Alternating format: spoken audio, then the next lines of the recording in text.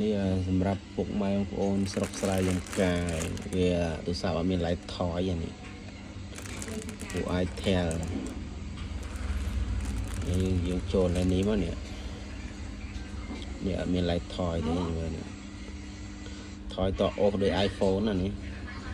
ឡូវយើងចង់ដាក់ light ថយចេះនេះអូមក